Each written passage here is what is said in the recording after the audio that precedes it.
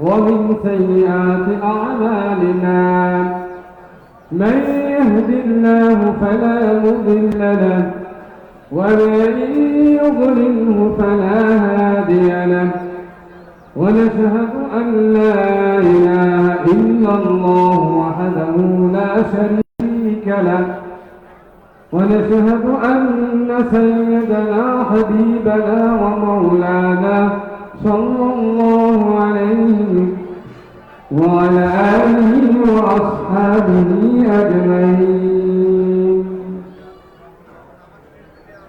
أما بعد فأعوذ بالله من الشيطان الرجيم.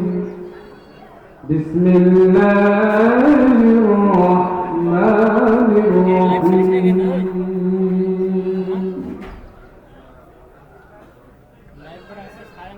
وأما من خاف مقام ربه ونهى النفس عن الهوى فإن الجنة هي المأوى. وقال النبي صلى الله عليه وسلم: لكل شيء سقالة وسقالة القلوب ذكر الله. أو كما قال عليه الصلاة والسلام. وقال تعالى في شان حبيبه آمنا ومخبرا: بسم الله الرحمن الرحيم. إن الله وملائكته يصلون على النبي يا أيها الذين آمنوا صلوا عليه وسلموا تسليما. اللهم صل على سيدنا مولانا رسول الله وعلى سيدنا مولانا حبيب الله نرمى بجينا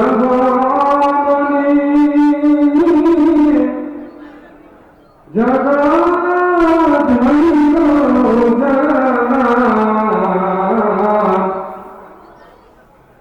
درود پڑھو سلام پڑھو اور عاشق نرالا اللہم صل علی سیدنا مولانا رسول اللہ وعلى سيدنا مولانا حبيب الله. এই দুনিয়া এমনই থাকবে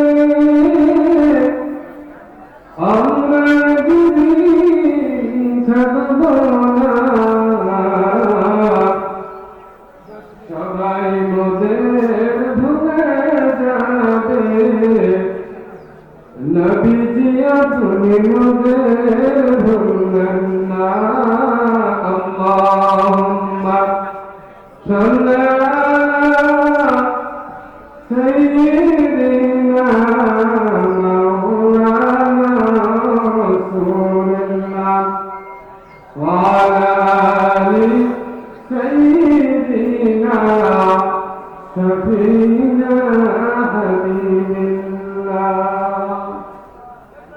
আলহামদুলিল্লাহ, সমস্ত প্রশংসা জ্ঞাপন করি সেই মহান আল্লাহর দরবারে, যিনি আমাদেরকে তার প্রিয়তম হাবিব নবীদের নবী, রাসূলদের রাসূল হুজুর পূর্ণ সাল্লাল্লাহু আলাইহি সাল্লাম গুনাহ উম্মত হওয়ার সৌভাগ্য দান করেছেন এবং যিনি আমাদের প্রাণের আত্মা মাথার তাজ মুর্শিদ কিবলা, যিনি আল্লাহ পাকের লক্ষ্যস্থল ওলি, ওনার মুরিদ হওয়ার তৌফিক দিয়েছেন। এই জন্য করি আলহামদুলিল্লাহ। অথবা সালাত সালাম দরুদ সালাম পেশ করছি সেই মহান অমর দরদি সৈয়দুল মুরসালিন হুজুর সাল্লাল্লাহু আলাইহি ওয়াসাল্লামের প্রতি, যিনি উম্মতের মায়া উম্মতের দয়ার জন্য আল্লাহ পাকের দরবারে উম্মতের ভালো কাজগুলো দেখে খুশি প্রকাশ করেন এবং মন্দ কাজ গুনাহ কাজের ইস্তিগফার করেন। সে আমাদের উম্মত দরদি নবী ফাতেমা জানার অসংখ্য দরুদ ও সালাম তৎসঙ্গে সম্মানিত আহলে বাইত আসহাবে কেরামের প্রতি অসংখ্য সালাত ও সালাম সাল্লাল্লাহু আলাইহি ওয়া আলা আলিহি ওয়া আসহাবিহি আজমাইন সাল্লাম। সম্মানিত আল্লাহ ওয়ালা দিনদার পরহেজগার সফিবৃন্দ, আপনারা আলোচনার সময় এদিকে দিনের আলোচনার দিকে মনোযোগ আকর্ষণ করুন, দুনিয়াবি কথাবার্তা যুক্ত হন না। আমি আপনাদের সম্পর্কে নফসের পবিত্রতা সম্পর্কে আলোচনা করব ইনশাআল্লাহ। নফস পবিত্র হলে, নফসকে পবিত্র করতে পারলে আমাদের জন্য আল্লাহ পাক জান্নাতের ঘোষণা দিয়েছে। সুবহানাল্লাহ। আমাদের শত্রু ধরেন তিনটা: শয়তানের শত্রু, দুনিয়ার শত্রু, আর আমাদের নফসের শত্রু। এই নফসকে শয়তান পুঁজি বানায়, আমাদেরকে ধোঁকা দেওয়ার মার্কার বানায়। আল্লাহ পাকের পথ থেকে, নবীর পথ থেকে শয়তান আমাদেরকে সরায় দেওয়ার চেষ্টা করে। এজন্য এই নফসটাকে আমাদের পবিত্র করা দরকার। আর নফস পবিত্র, এই মনটাকে পবিত্র করার এলিমেটাই হচ্ছে শরীয়তের এলিমের সঙ্গে সঙ্গে এই এলিমটাকে মজবুত করার জন্য, বাস্তবায়ন করার জন্য আমাদের তাসাউফের প্রয়োজন।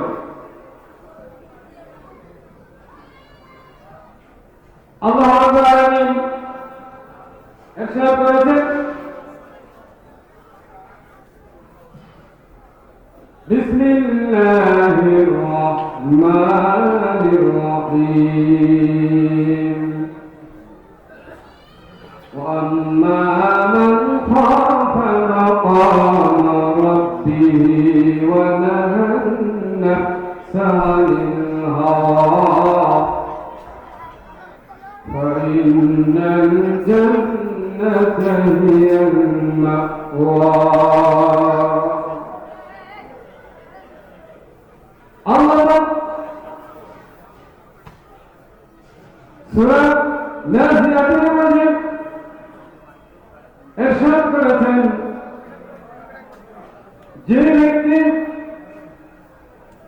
মহান মাওলার দরবারে দণ্ডবান হওয়ার ভয় করে, এই ভয় করার জন্য তার নিজের নফসকে, নিজের মনটাকে যেগুলো কুপ্রবৃত্তি, যেগুলো ক্ষতিকর বিষয়গুলো থেকে মনটাকে বারণ করে রাখতে পেরেছে, মনটাকে পবিত্র করে রাখতে পেরেছে, তার জন্য আল্লাহ পাক বলেন, ফাইনাল জান্নাতা হিয়াল মাওয়া, নিশ্চয় তার জন্য আল্লাহ পাক জান্নাত রেখে দিয়েছেন। সুবহানাল্লাহ। জান্নাতি পুরস্কার পেতে গেলে আমাদের মনটাকে পবিত্র করতে হবে, নফসটাকে পবিত্র করতে হবে। দেখেন বর্তমান যে কোনো আমাদের ব্যক্তিগত সমস্যা, পারিবারিক সমস্যা, যেখানে যেই সমস্যা দাঙ্গা হাঙ্গামায় মরে রয়েছে, আমাদের নফসটা নাপাক হয়ে গেছে, শয়তানি ধোঁকায় ফেলে নফসটা নাপাক হয়ে গেছে, দুনিয়ার লোভ লালসায় বিফল হয়ে গেছে, যার ফলে পরস্পর দাঙ্গা হাঙ্গামা, অন্যায়ভাবে সম্পদ হরণ, মানুষের হক নষ্ট, বিভিন্ন হারাম কাজে মানুষ জড়িয়ে পড়তেছে। এর থেকে পবিত্র করার জন্য আমাদের মনটাকে পবিত্র করা জরুরি, ঠিক না? আর দেখেন কোরআন হাদিস শুধু পড়লেই হবে না, এটাকে বাস্তবায়ন করার জন্য একটি পবিত্র মন প্রয়োজন। পবিত্র মনের জন্য আমাদেরকে একজন হক্কানি মুর্শিদ কেবলার প্রয়োজন, যেটা অন্তরের এই কলবের যে কেবলাই হচ্ছে মুর্শিদ কেবলা। সুবহানাল্লাহ। তোমার কেবলা হচ্ছে আসমা, আসমায় ঘাট করতে হয়, আর আমাদের অন্তরটাকে নফসটাকে পবিত্র করার কেবলাই হচ্ছে মুর্শিদ কেবলা। এজন্য যারা মুর্শিদ কেবলার হাতে বায়াত হননি, যাদের মুর্শিদ কেবলা নেই, তাদের শায়েখ নেই, যাদের শায়েখ নেই, তাদের শায়েখ অটোমেটিকলি শয়তান হয়ে যাবে। নাউযুবিল্লাহ। তাহলে যার শায়েখ শয়তান হয়ে যায়, যার পরপরস্ত শয়তান হয়, তাই শয়তান জাহান্নামে করেই ছাড়বে। অতএব আমাদেরকে আল্লাহ পাকের সন্তুষ্টি পেতে গেলেন, নবীর সন্তুষ্টি পেতে গেলেন, হেদায়েতের উপরে কায়েম থাকতে গেলে অবশ্যই একজন রাহবার মুর্শিদ কেবলার অধীনে ওনার হাতে বায়াত দিয়ে ওনার নিয়ম মোতাবেক পরিকল্পনা চলতে হবে। তাহলে আল্লাহ পাকের পক্ষ থেকে রহমত, আল্লাহ পাকের পক্ষ থেকে ফায়েজ তথা হেদায়েতের থাকার, ইস্তিকামাত থাকার শক্তি পাওয়া যাবে। আল্লাহ পাক আমাদেরকে এরকম হিম্মত, এরকম তৌফিক দান করুন। আল্লাহুম্মা আমিন। উপস্থিতি, আজকে আমাদের সমাজে এমন ফিতনা দেখা দিয়েছে, একদল বলতেছে পীর সেরা কি পীর ধরে দেওয়া, কোরআন শরীফ পড়লেই হয়, হাদিস শরীফ পড়লেই হয়, আবার পীর ধরতে হবে কেন? তাদের কথা হচ্ছে পীর সাহেবরা তেমন কিছু বোঝে না, কোরআন হাদিসের মাথা থেকে তেমন কিছু পায় না, তারা হয়তো অনেক বানায় বানায় এগুলো কথাবার্তা পায় না। কিন্তু আমি আল্লাহ পাক আমাকে যতক্ষণ এমনি শরীয়ত দিয়েছেন, এগুলো গবেষণা করে বুঝলাম শরীয়তের উপযুক্ত এলিম পেতে গেলে, শরীয়তের বাস্তব বিষয় জানতে গেলে, এর উপরে ইস্তেকামাত থাকতে গেলে অবশ্যই বায়াত হওয়া, এর কাসব সাধনা করা অবশ্যই প্রয়োজন, এছাড়া কখনোই সম্ভব নয়।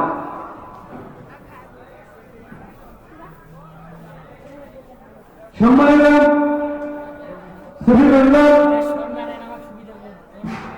চিন্তা ধারণা মুত্তাকি, আমাদের একজন রাহবার থাকে, রাহবার মুর্শিদকে বলানা রুহানি ভাবে সাহায্য করতে পারেন।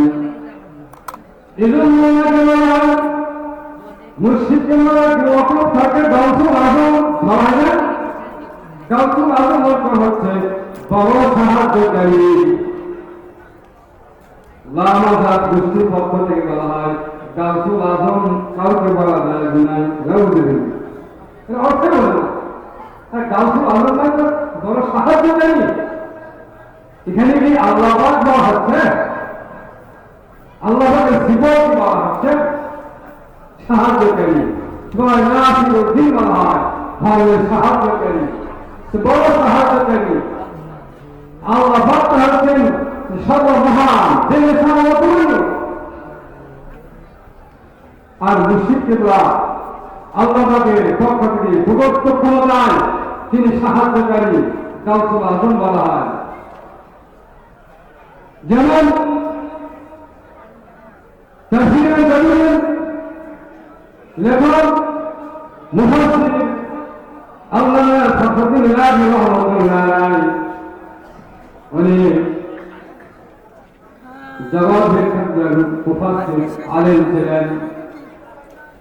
চিন্তা করলেন শয়তান মৃত্যুর সময় বিভিন্ন সে নেক সুরত দিয়ে, ভালো কাজের সুরত দিয়ে, ভালো আকার আকৃতি দিয়ে মানুষকে ধোঁকা দেয়, বেঈমান করতে চায়। শয়তান জীবন ধোঁকা দিতে পারে, বিভিন্ন প্রশ্ন করতে পারে। তবে তিনি অনেকগুলো প্রশ্ন উত্তর প্রস্তুত করে রাখলেন। ওনার ইন্তেকালের সময় শয়তান বিভিন্ন প্রশ্ন করলাম, তিনি প্রায় সবগুলো উত্তর দিয়ে গেছিলেন।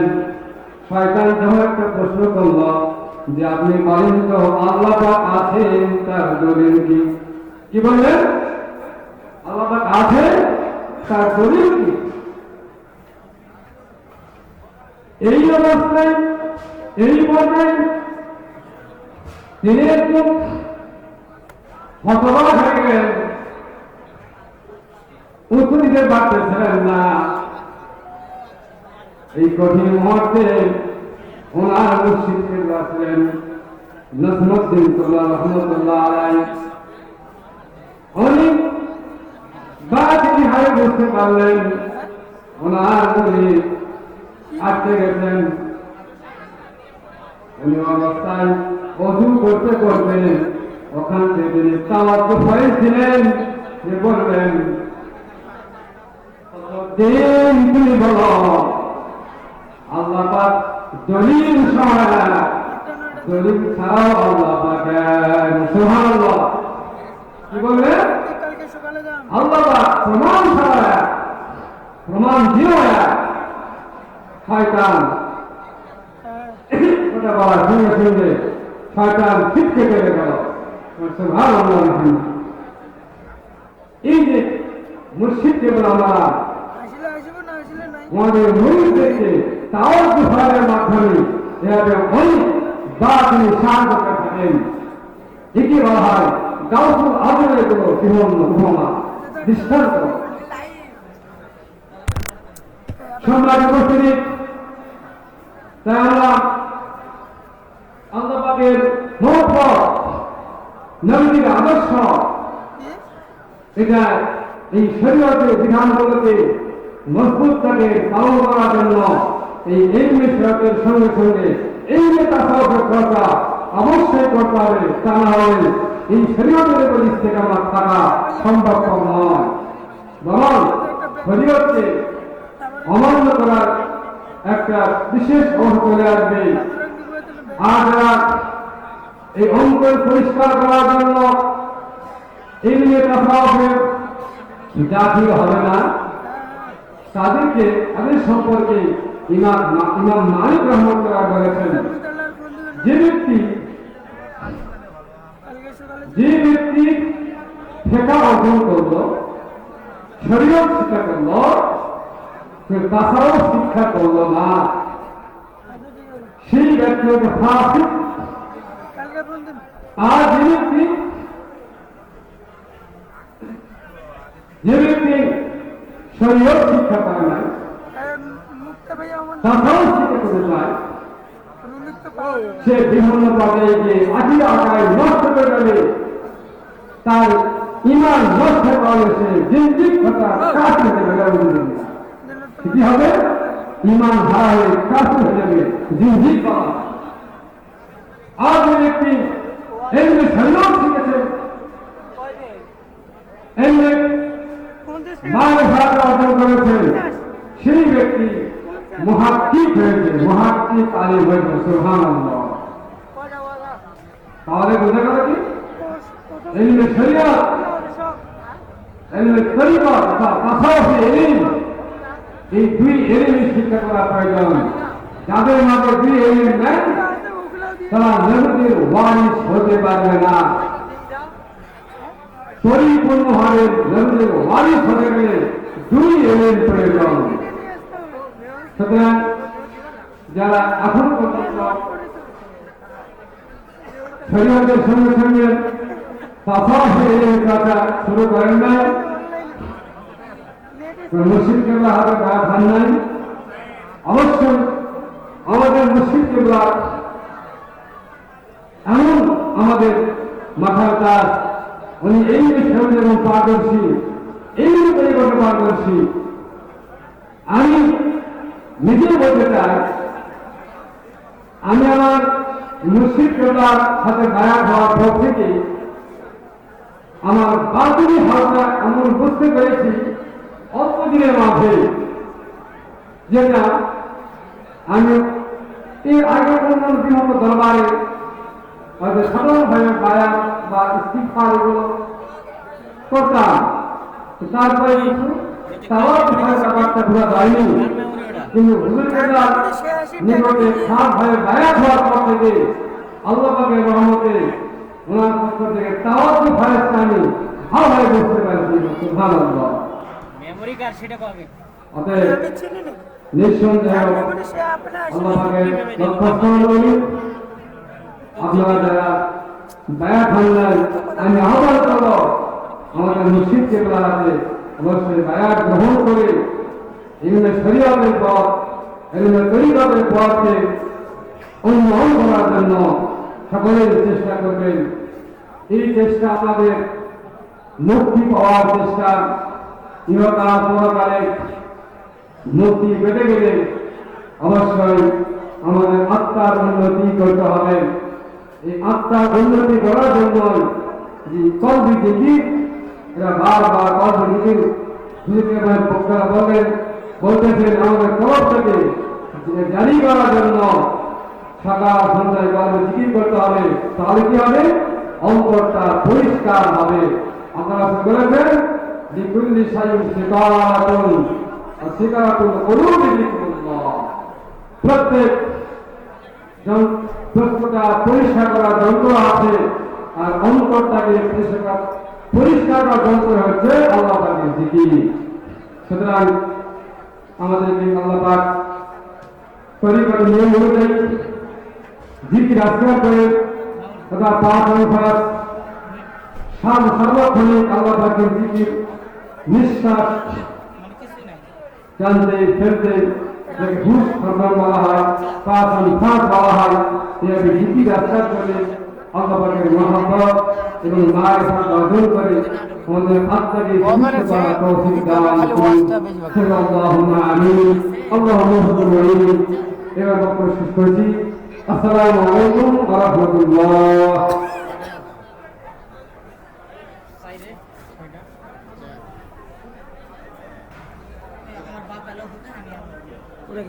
বেশিরভাগ হুজুর কি আপনার ওয়াজটাই সবগুলো দিও বাসায় ফলে দিয়েছে।